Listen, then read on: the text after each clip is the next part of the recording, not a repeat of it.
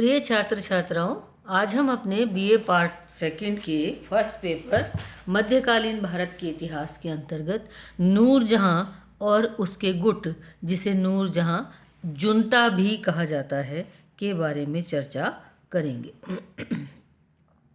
हमने अपने पिछले लेक्चर में जहांगीर के बारे में चर्चा की थी और जहांगीर के के बारे में चर्चा करते हुए हमने ये कहा था कि नूरजहां से विवाह करने के पश्चात जहांगीर अपने शासन से दूर होता चला गया था और नूरजहां ने शासन के ऊपर अपनी पकड़ मजबूत कर ली थी। नूरजहां, जिसका जन्म 31 मई 1577 में कंधार में हुआ था, और नूरजहां का वास्तविक नाम मेहरुनिस्सा था और उसके पिता मिर्ज़ा गयास बेग ईरान के एक प्रभावशाली वंश के थे और अकबर के दरबार में एक साधारण पद पर नियुक्त हुए और धीरे धीरे अपनी योग्यता और परिश्रम से वो काबुल के दीवान पद पर नियुक्त हुए। 1594 में मेहरुनिस्सा का विवाह अली कुली इस्तजलू के साथ में किया गया था, जो कि शेर खां के नाम से भी जाना जाता था, शेर कुली के नाम से भी जाना जाता था। इस शेर कुली, जो अली कुली का जो ईरानी युवक था, उसे शेर अफगन की उपाधि दी गई जहांगीर के काल में और उसे बर्दवान की जागीर भी दी गई। 1605 में उसको बर्दवान का फौजदार नियुक्त किया गया और 1606 में जहांगीर ने कुतुबुद्दीन को बंगाल का सूबेदार नियुक्त किया। शेर अफगान पर राजद्रोह का अभियोग लगाया गया और उसके बाद सूबेदार के रक्षकों ने शेर अफगान का वध कर दिया।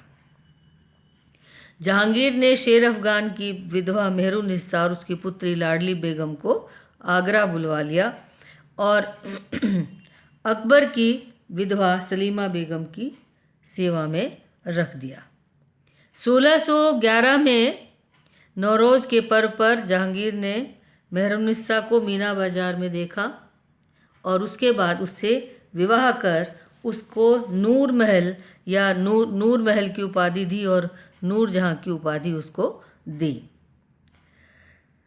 नूर महल या नूरजहां बहुत ही असाधारण व्यक्तित्व और बुद्धिमती स्त्री थी और वो सुंदर, सुशिक्षित और सुसंस्कृत थी। उच्च परिवार में जन्म होने के कारण उसे उच्च वर्गीय शिष्टाचारों का ज्ञान था। वह बहुमुखी प्रतिभा की धनी थी। उसे कविता, चित्रकला में अभिरुचि थी। श्रृंगार, प्रसाधन, आभूषणों और वस्त्रों में उसकी रुचि अत्यंत परिष्कृत थी। उसमें गहन राजनीतिक और प्रशासनिक समस्याओं को समझने की बुद्धि भी थी। वह मृदुभाषी थी और उसकी वार्ता विवेकपूर्ण होती थी और इन सभी गुणों के कारण जहांगीर उसके शक्तिशाली और मोहक प्रभाव के अंतर्गत आ गया था। नूरजहां के व्यक्तित्व और उसके प्रति जहांगीर के आकर्षण का ही यह स्वाभाविक परिणाम था कि नूरजहां प्रशासनिक मामलों में भी जहांगीर का हाथ बटाने लगी और धीरे धीरे प्रशासन की संपूर्ण सत्ता नूरजहां के हाथों में चली गई। अपनी शराबनोशी की वजह से, अफीम के सेवन की वजह से जहांगीर की सेहत दिन पर दिन गिरती जा रही थी, जिसके कारण स्वाभाविक रूप से नूरजहां का प्रभाव प्रशासन के ऊपर और सत्ता के ऊपर बढ़ता चला गया। और क्योंकि जहांगीर को नूरजहां की मेधावी शक्ति और कार्यकुशलता में विश्वास था और इसीलिए उसने नूरजहां को राज सत्ता में शामिल करने में कोई भी हानि नहीं समझी। नूरजहां कि प्रभुसत्ता या सत्ता में भागीदारी इतनी बढ़ गई थी कि नूरजहां शासक की तरह से झरोखा दर्शन देने लगी, लोगों में के बीच उपस्थित होकर उन्हें आदेश देने लगी। उसने अपने नाम के सिक्के भी ढलवाए और सभी फरमानों पर जिन पर सम्राट के हस्ताक्षर आवश्यक होते थे उन पर नूरजहां का नाम भी लिखा जाता था। और स्थिति यह आ गई कि जहांगीर सिर्फ नाम मात्र का शासक रह गया और वास्तविक सत्ता नूरजहां के हाथों में आ गई। 1615 में सर टॉमस रो भारत आया था और उसने अपने लेख में नूरजहां गुट का उल्लेख किया, जिसके कारण उसे कई कठिनाइयों का सामना करना पड़ा। नूरजहां ने शक्ति और सत्ता को अपने हाथ में बनाए रखने के लिए एक गुट का निर्माण किया, जिस गुट में उसके पिता एतमादुल्ला, माता अस्मत बेगम और भाई आसफ खां और इब्राहिम थे।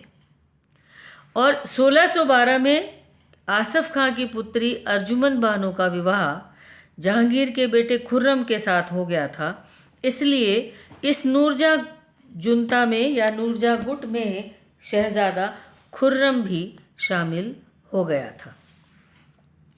ये जो गुट है, इस गुट का दबदबा और प्रभाव जहांगीर के शासनकाल में बना रहा। नूरजहां के द्वारा अपने परिवार को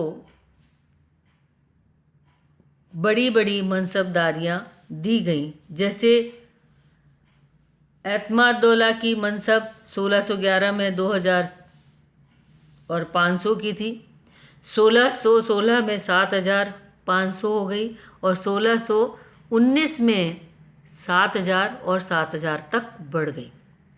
आसफ खां की मनसब 1611 में 500 और 100 थी, 1616 में 500 और 3000 हो गई और 1622 में 6000 से और 6000 हो गई। इब्राहिम खां की मनसब 1616 में 2500 और 2000 हो गई थी। ये जो गुट था, इस गुट को नूरजहां ने शाही सेवा के में अपने समर्थन के लिए अधिक से अधिक लोगों को नियुक्त किया, उन्हें ऊंचे मनसब दिए गए। और इस गुट का जो प्रभाव है या नूरजहां का जो शासन पे प्रभाव है, उसके काल को हम दो भागों में बांट सकते हैं। पहला काल 1611 से 1622 तक और दूसरा काल 1622 से 1627 तक। 1611 से 1622 इसमें सम्राट ने नूरजहां को बादशाह की उपाधि दी। अपने गुट को शक्तिशाली बनाने के लिए नूरजहां ने अपने समर्थकों को ऊंचे पद दिए और अपने विरोधियों को दुर्बल बनाया, जिसके कारण दरबार में दो दल हो गए। एक दल नूरजहां समर्थक और दूसरा दल खुसरो का समर्थक हो गया और दोनों ही एक दूसरे के विरोधी हो गए। नूरजहां ने अपने समर्थकों को बहुत अच्छे तरीके से पुरस्कृत किया और इस गुट ने शहजादा खुर्रम को समर्थन देकर गौरव और समृद्धि के सर्वोत्कृष्ट शिखर पर पहुंचा दिया। खुसरो के विरुद्ध उसी को वली अहद बनाने का प्रयास किया जा रहा था। महाबत खां, खान आजम और शहजादा परवेज की शक्ति बहुत कम हो गई थी। महाबत खां, जो प्रशासन में स्त्री प्रभाव का विरोधी था, उसको काबुल भेज दिया गया। इससे नूरजहां, एतमादुल्ला और आसफ खां का युवराज से गठबंधन हो गया और अगले 10 वर्षों तक इन 4 व्यक्तियों के इस गुट ने वास्तविक रूप से साम्राज्य पर शासन किया। सन 1621 में जहांगीर बीमार हो गया तो दूसरा काल आया। इसके कारण शाहजहां को चिंता हुई और वो आगरा में रह करके प्रशासन को अपने हाथ में लेना चाहता था, जिसके कारण नूरजहां और उसके बीच में मतभेद और संदेह बढ़ने लगे। और जब सम्राट ने उसे कंधार जाने का आदेश दिया और उसने मानने से मना कर दिया और कुछ शर्तें रखी जिसे जहांगीर ने स्वीकार नहीं किया, उसने सेना पर पूर्ण नियंत्रण और पंजाब पर पूरे अधिकार की मांग रखी थी। अगर ये मान लिया जाता तो शाहजहाँ व्यावहारिक रूप से पंजाब, राजस्थान, मालवा, दक्षिण और गुजरात का स्वामी हो जाता। दोआबा में भी उसके पास जागीरें थी। दूसरी ओर उसने ईरान के शाह के पास अपना दूत भेजकर मैत्री भाव प्रकट किया। शाहजहाँ ने जहांगीर से धौलपुर की जागीर भी मांगी थी, जो शहरयार को मिली हुई थी। शाहजहाँ आगरा के निकट का क्षेत्र भी चाहता था। शहरयार को कंधार सेना का सेनापति बना दिया गया और शाहजहाँ को आज्ञा दी कि वह मुगल सेना को उत्तर में भेज दे, जिसके कारण खुर्रम या शाहजहाँ ने विरोध किया और नूरजहाँ बहुत ही चतुराई से शाहजहाँ की शक्ति कमज़ोर करना चाहती थी और नूरजहाँ ने महाबत खां को, जो कि शाहजहाँ के समान योग्य सेनापति था, परवेज के साथ दक्षिण भेज दिया और शहरयार को नूरजहाँ ने शहरयार को बढ़ाने और शाहजहाँ को मिटाने के लिए यह कार्य किया, ऐसा शाहजहाँ मान रहा था।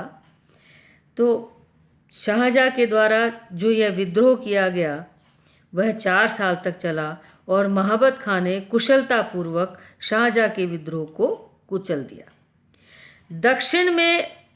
दक्षिण का क्षेत्र उसके हाथ से निकल गया और उसे अपने 2 पुत्र दारा और औरंगजेब दरबार में जमानत के रूप में भेजने पड़े, जो कि नूरजहाँ की बहुत बड़ी सफलता थी। इसी बीच में आसफ खां ने चतुरतापूर्वक महाबत खां के विद्रोह की समस्या प्रस्तुत कर दी और महाबत खां के विद्रोह के लिए नूरजहाँ को दोषी नहीं ठहराया गया। क्योंकि महाबत खां ने शाहजहाँ के विद्रोह को दबाने में महत्वपूर्ण भूमिका निभाई थी, इसलिए महाबत खां की बढ़ती हुई शक्ति को देखकर नूरजहाँ ने उसकी शक्ति को कम करने का प्रयास किया, क्योंकि नूरजहाँ को इसका एहसास हो गया था कि महाबत खां उन लोगों में से नहीं है जो कि शासन कार्य में उसके प्रभुत्व को स्वीकार करें। इसलिए महाबत खां और शाहजादा परवेज की जो निकटता थी वो नूरजहाँ के लिए खतरा बन रही थी। इसलिए उसने उसके प्रभाव को कम करने के लिए महाबत खां को बंगाल जाने और युद्ध के समय लूटे गए धन का हिसाब देने के लिए कहा, जिससे महाबत खां ने अपने आप को अपमानित महसूस किया और काबुल जा रहे सम्राट जहांगीर को झेलम के तट पर 1626 में कैद कर लिया और नूरजहाँ और उसके भाई आसफ खां को भी बंदी बना लिया। कैद में रखने पर महाबत खां ने जहांगीर के प्रति निष्ठा और सम्मान की बात नहीं सोची। रोहतास में नूरजहाँ और जहांगीर ने कूटनीति के द्वारा अपने आप को महाबत खां के प्रभाव से मुक्त कर लिया। महाबत खां अपनी सुरक्षा के लिए थट्टा की ओर भाग गया। 28 अक्टूबर 1626 को परवेज की मृत्यु के बाद महाबत खां कमज़ोर हो गया और वह शाहजहाँ की सेवा में चला गया।